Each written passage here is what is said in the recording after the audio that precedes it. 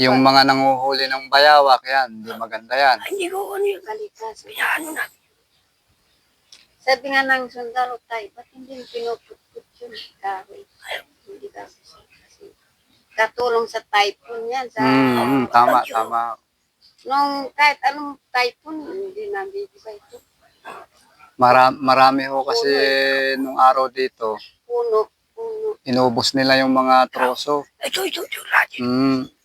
Kaya dito noon, lagi nang may mga landslide, gano'n. Kasi nga, nawala na yung mga puno. Paligid. Maigi, nandiyan kayo, naalagaan nyo yung kabundukan. Sabi ng sundalo, ba't hindi nag-iiba bahay nyo tayo? Kasi paano may puno dito. Saka mababat siya. Pag ganun lang. Pang 8 bahay na natin. Ito pag namunga itong kape, malapit na sa mamunga.